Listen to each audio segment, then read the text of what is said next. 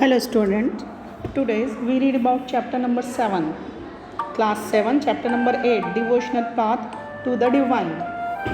आज हम पढ़ेंगे इसके अंदर कि ईश्वर से अनुराग किस तरह से उस समय में था, उसके बारे में ही हम पढ़ेंगे। आप लोगों को पूजा पाठ व भजन कीर्तन या चुपचाप ईश्वर का नाम जपते हुए आपने देखा होगा। उनमें से कुछ तो इतने भाव विभोर हो जाते हैं कि उनकी आंखों में आंसू भर जाते हैं। ईश्वर के प्रति प्रेम भाव या गहरी भक्ति उन विभिन्न प्रकार की भक्ति व सूफी आंदोलनों की देन है जिनका 8वीं शताब्दी से उद्भव होने लगा था। परमेश्वर का विचार या idea of the supreme God, own God, goddess. बड़े बड़े राज्यों के उदय होने से पहले भिन्न भिन्न समूह के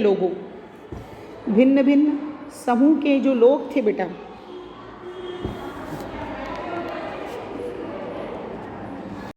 भिन्न भिन्न समूह के जो लोग थे अपने अपने देवी देवताओं की पूजा किया करते थे। जब लोग नगरों के विकास और व्यापार तथा साम्राज्य के माध्यम से एक साथ आते गए तब नए नए विचार विकसित होने लगे। यह बात व्यापक रूप से स्वीकार की जाने लगी।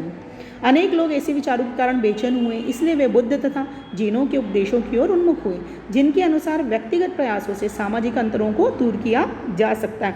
All living beings countless cycle of birth and rebirth, good and bad deeds, all humans not equal at birth, and next is the social privilege, birth in noble family or high caste, learn text। इस तरह के जो विचार थे लोकप्रिय हुए थे।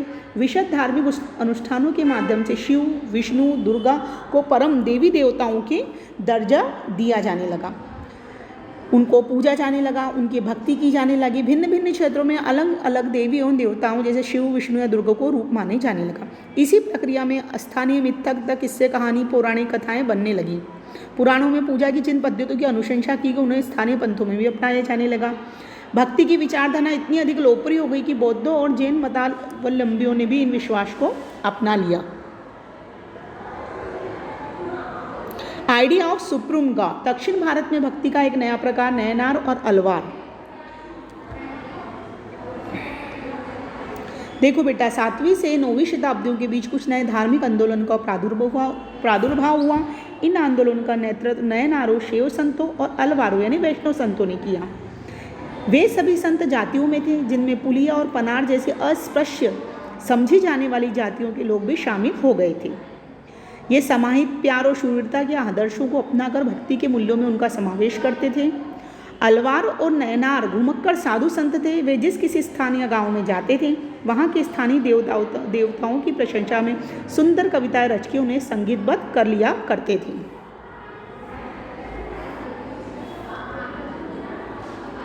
नयनार में 63 पंथ थे, डिफरेंट कास्ट जैसे potter, untouchable, workers, peasants, hunters, soldiers, brahmins and chiefs and Appar, Sambandar, Sundarar और मानिकव सागर लोग थे। कंप्लीशन ऑफ सॉन्ग से तेवराम एंड तिरुवक्कम। अलवर में 12 थी, डिफरेंट कास्ट थे। जिस तरह के देखो कुल मिलाकर 63 नयनार थे। कुम्हार, किसान, शिकारी, सैनिक, ब्राह्मण, मुखिया।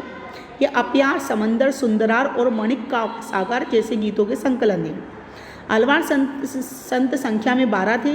वे भिन्न भिन्न प्रकार की पृष्ठभूमि से आए थे। उनमें से सर्वाधिक प्रसिद्ध थे पेरी अलवार, उनकी पुत्री अंडाल, तोंडर डिपोडी अलवार और नम्मलार। उनके गीत दिव्य प्रबंध में संकलित थे। 10वीं से 12वीं शताब्दियों के बीच में बेटा,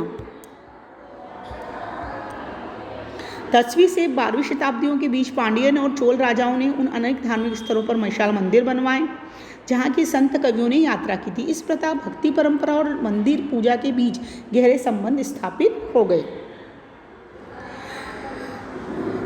फिलॉसफी एंड भक्ति, हमने पढ़ा कि तमिल भक्ति आंदोलन और मंदिर पूजा के बीच क्या संबंध थे। इसके परिणाम से जो प्रतिक्रिया हुई वो बसपना और अलबामा प्रभु और अक्क महादेवी जैसी साथियों द्वारा प्रारंभ किए वीर शैव आंदोलन में स्पष्ट दिखाई दे रहा था।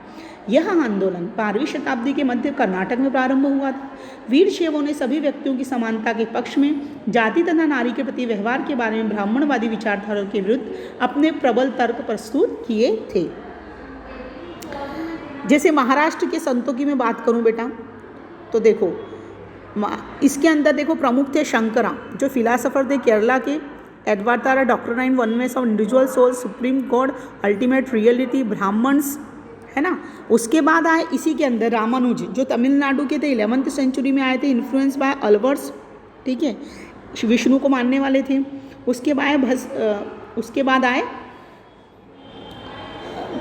बसवन्ना के वीरशैववाद, है ना। ये एलाम प्रभु अक्का महादेवी को मानते थे, कर्नाटक से थे, मिड 12th सेंचुरी में आए थे। इनके अनुसार all human are equal against brahmanically ideas about caste and treatment of womens, against rituals, ideals, worships और वचन्स, ठीक है ना। अब है संत ऑफ महाराष्ट्र। महाराष्ट्र के संत बहुत सारे थे बेटा। 13वीं से और 17वीं शताब्दी तक महाराष्ट्र में अनेकानेक संत कवि हुए, जिनके सरल मराठी भाषा में लिखे गए कई गीत आज भी जन जन को प्रेरित करते। ज्ञानेश्वर, नामदेव, एकनाथ, तुकाराम, सखुबाई जैसी स्त्रियां तथा चोकमाला का परिवार जो अस्पृश्य समझी जाने वाली महार जाति का था। भक्ति की क्षेत्रीय परंपरा पंढरपुर में विट्ठल विष्णु जी का एक रूप है, पर जन जन के हृदय में विराजमान व्यक्तिगत देव संबंधी विचारों पर केंद्रित थी।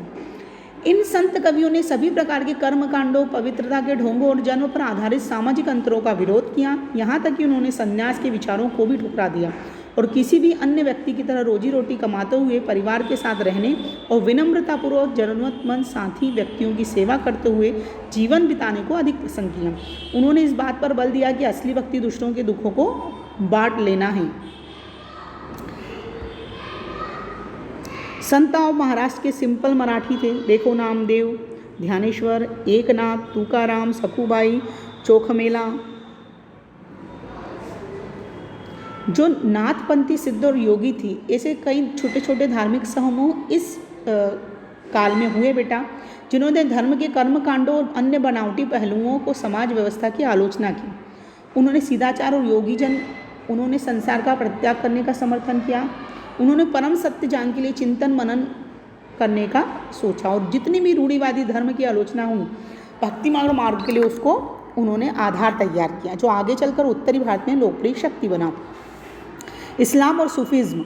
संतों और सूफियों में बहुत अधिक समानता थी, यहाँ तक कि यह भी माना जाता है कि उन्होंने आपस में कई विचारों का आदान प्रदान भी किया था। सूफी चूंकि मुसलमान रहस्यवादी थे, वे धर्म के बाहरी आडंबरों को अस्वीकार करते हुए ईश्वर के प्रति प्रेम तथा भक्ति तथा मनुष्यों के प्रति दयाभाव रखने पर बल देते थे। इस्लाम ने एक ईश्वर यानी एक अल्लाह के प्रति पूर्ण समर्पण का दृढ़ता से प्रचार किया। 8वीं और 9वीं शताब्दी में धार्मिक विद्वानों ने पवित्र कानून और इस्लामिक अधर्मशास्त्र के विभिन्न पहलुओं को विकसित किया।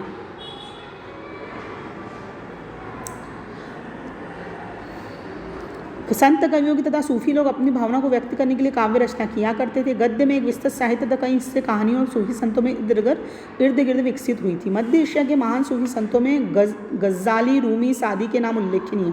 नाथपंथी और सिद्ध और योगियों की तरह सूफी भी यही मानते थे कि दुनिया के प्रति अलग नजरिया अपनाने के लिए दिल को सिखाया पढ़ाया नहीं जा सकता। जो सूफी संत थे बेटा, अपने खानकाहों में विशेष बैठकों का आयोजन करते थे, जहां सभी प्रकार के भक्तगण अपनी जिनमें शाही घरानों के लोग तथा अभिजात और आम लोग भी शामिल होते थे। अक्सर लोग यही समझते थे सूफी औलियाओं के पास चमत्कारी शक्तियां होती, जिनसे आम लोगों को बीमारियों तकलीफों से छुटकारा मिल जाता था। सूफी संत की दरगाह एक धर्म तीर्थस्थल बन जाता था, जहाँ सभी इंसान धर्म के लोग हजारों की संख्या में इकट्ठे होते थे। ये डिवोशनल पाथ से हैं बेटा। अब new religious development in north India. 13वीं शताब्दी में उत्तरी भारत में भक्ति आंदोलन की एक नई लहर आई। एक ऐसा युग आया जो इस्लाम, ब्राह्मणवादी, हिंदू धर्म, सूफी मत, भक्ति की विभिन्न धाराओं ने, नाथपंथियों, सिद्धों तथा योगियों ने परस्पर एक दूसरे को प्रभावित किया। उनमें से कबीर और बाबा गुरु नानक जैसे कुछ संतों ने सभी आडंबर पूर्ण रूढ़िवादी धर्मों को अस्वीकार किया। तुलसीदास, सूरदास जैसे कुछ अन्य संतों ने उस समय विद्यमान विश्वासों तथा पद्धतियों को स्वीकार करते उन्हें सबकी पहुंच में लाने का प्रयत्न किया। तुलसीदास ने ईश्वर को राम के रूप में धारण किया।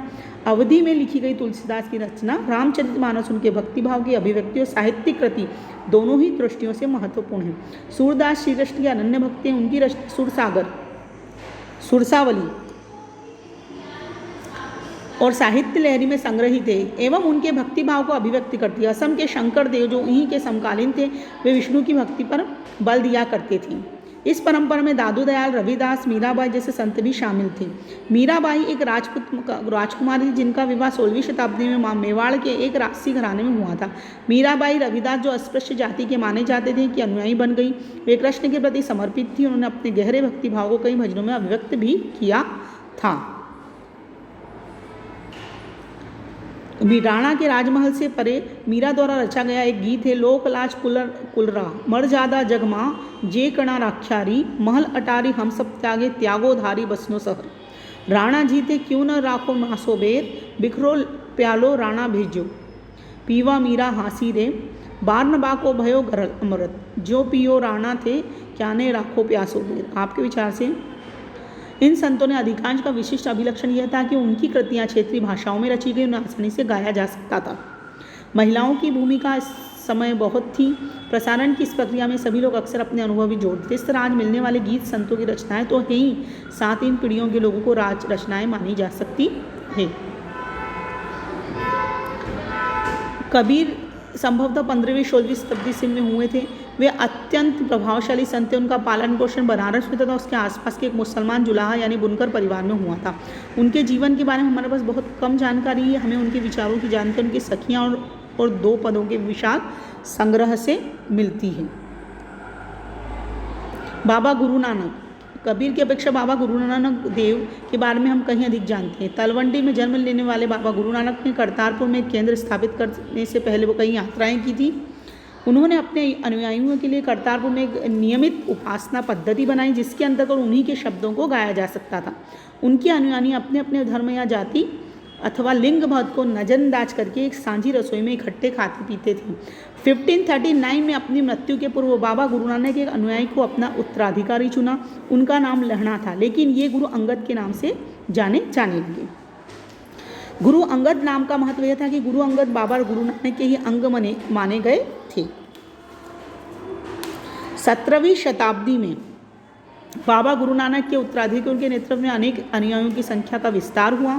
17वीं शताब्दी में केंद्रीय गुरुद्वारा हरमंदिर साहब स्वर्ण मंदिर के आसपास रामदासपुर शहर विकसित होने लगा। प्रशासन में यह वस्तुतः स्वायत्त था। 16वीं और 17वीं शताब्दियों की बदलती हुई ऐतिहासिक परिस्थितियों के सिख आंदोलन के विकास को प्रभावित किया। मार्टिन लूथर और धर्म सुधार आंदोलन। 16वीं शताब्दी का समय यूरोप में भी एक धार्मिक अंतःक्षोभ यानी उथल पुथल का समय रहा था। ईसाई धर्म में अनेक परिवर्तन हुए जिन्हें लाने वाले महत्वपूर्ण नेताओं में एक थे मार्टिन लूथर। लूथर ने महसूस किया कि रोमन कैथोलिक चर्च के अनेक आचार विहार बाइबल की शिक्षाओं के विरुद्ध जाते हैं। लूथर ने लैटिन भाषा के बजाय आम लोगों की भाषाओं के प्रयोग को प्रोत्साहन दिया और बाइबल का जर्मन भाषा में अनुवाद किया। वे दंड मोचन की उस प्रथा के घोर विरोधी थे जिसके अंतर्गत पाप कर्मों को क्षमा कराने के लिए चर्चों को दान दिया जाता था। छापे खाने के बढ़ते हुए प्रयोग से उनकी रचनाओं का व्यापक रूप से प्रचार प्रसार हुआ। अनेक प्रोटेस्टेंट ईसाई समुदाय अपना उद्भव लूथर की शिक्षाओं में ही खोजते हैं। बेटा चैप्टर कंप्लीट होता है। हाफ ईयरली का कोर्स आपका कंप्लीट है ना। आप PDF भेजी जा रही क्वेश्चन आंसर कॉपी में उतारें एंड लर्न करें। Thank you.